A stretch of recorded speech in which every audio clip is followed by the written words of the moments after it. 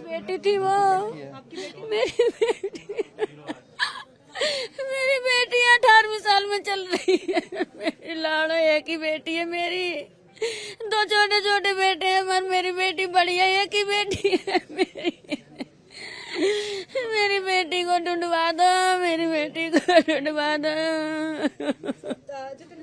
ਅਜਿਹੇ ਮੌਕਿਆਂ ਦੇ ਉੱਤੇ ਜਿਹੜਾ ਬੋਲਣਾ ਸੰਭਵ ਹੀ ਨਹੀਂ ਹੁੰਦਾ। ਕਈ ਵਾਰ ਸ਼ਬਦ ਜਿਹੜੇ ਨੇ ਮੈਂ ਪਹਿਲਾਂ ਵੀ ਜ਼ਿਕਰ ਕਰ ਰਹੀ ਸੀ ਰੁਕ ਜਾਂਦੇ ਨੇ, ਲੇਕਿਨ ਮਾਂ-ਬਾਪ ਦਾ ਜੋ ਹਾਲ ਹੈ ਉਹ ਤੁਸੀਂ ਸਕਰੀਨ ਤੇ पता नहीं कहाँ होएगी मेरी लाड़ा।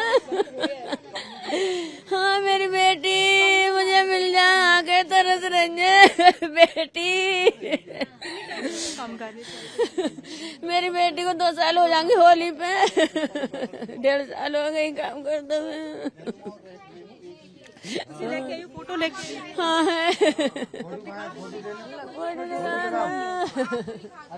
ਜਤਿੰਦਰ ਤੁਸੀਂ ਦੇਖ ਸਕਦੇ ਹੋ ਮਾਪਿਆਂ ਦਾ ਰੋ ਰੋ ਕੇ ਬੁਰਾ ਹਾਲ ਹੈ, ਕਿਉਂਕਿ ਜਿਨ੍ਹਾਂ ਨੂੰ ਹਲੇ ਇਹ ਨਹੀਂ ਪਤਾ ਕਿ ਉਹਨਾਂ ਦੇ ਬੱਚੇ ਜਿਹੜੇ ਨੇ ਉਹ मेरी एक ही बेटी है, मेरी दो और कोई बेटी भी नहीं है।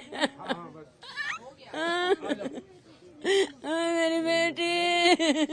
चुप बाबा जी, चुप जा, चुप चुप। आपके घर में और कौन? 2 भाई हैं लड़की के ऊपर, और भाई हैं दोस्त के, छोटे छोटे हैं। एक 9 साल का है, एक 6 साल का है। पढ़ रही थी, पढ़ी हुई है, कितना पढ़ी हुई है? मेरी बेटी ऐसी 5वीं 6वीं तक पढ़ी हुई थी, ज्यादा नहीं है पढ़ी हुई है। ये मेरी बेटी ਕਿੰਨੇ ਕਿੰਨੇ ਕਿੰਨੇ ਸਾਲ 18 साल में चल रही है। ਸਵੇਰੇ ਜਦੋਂ ਬੱਚੇ ਘਰੋਂ ਨਿਕਲਦੇ ਨੇ ਅਸੀਂ ਬੜਾ ਕੁਝ ਕਹਿ ਕੇ ਭੇਜਦੇ ਆ ਜਾਂ ਸਮਝਾ ਕੇ ਜਾਂ ਕਈ ਵਾਰ ਬੜੀਆਂ ਗੱਲਾਂ ਕਰਦੇ ਆ, ਤਾਂ ਤੁਹਾਡੇ ਨਾਲ ਬੜੀ ਗੱਲ ਹੋਈ ਹੋਏਗੀ ਕੀ ਗੱਲਾਂ ਕਰਕੇ? हाँ, कोई गल्ला नहीं करी। मैंने सुबह 5 बजे उठाया, उसको नहलाया, फिर हम मोहम्मद ने तो हमने नमाज पढ़ी, कुरान पढ़ा। उसके बाद बोली मम्मी मैं बाल बांधू। मैंने बेटा बाल मत बांध, ऐसे सादा बांध ले। फिर उसने अपनी मौसी से बाल बंधाए। मेरी बेटी इतनी सुंदर लग रही थी सुबह, बहुत ही।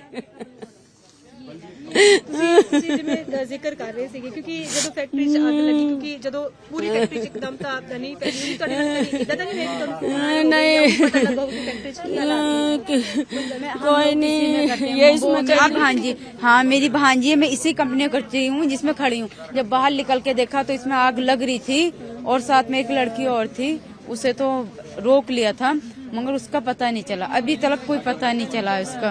ਉਸ ਵੇਲੇ हाँ उसमें काफी नहीं, मैं इसी कंपनी में थी।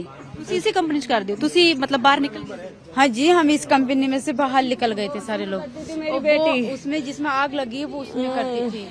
ये इसमें करती हैं। ਇਹ ਅਲੱਗ ਤੋਂ जी जी जी, ये अलग है, ये कॉलम बॉस है और वो एनआर है, वो एनआर है। ਤੁਸੀਂ ਜਿਵੇਂ ਇਸ ਫੈਕਟਰੀ 'ਚ ਦੱਸ ਰਹੇ ਕੰਮ ਕਰਦੇ, ਤੁਹਾਨੂੰ ਅੰਦਾਜ਼ਾ ਹੈ ਕਿ ਕਿੰਨੀਆਂ ਕਿ ਇੱਥੇ ਕੁੜੀਆਂ ਮਤਲਬ ਹੋਰ ਕਿੰਨੀਆਂ ਕੁੜੀਆਂ ਕੰਮ ਕਰਦੀਆਂ ਨੇ? मेरी ननद करती हैं, इसी में वो घर पहुंच गई।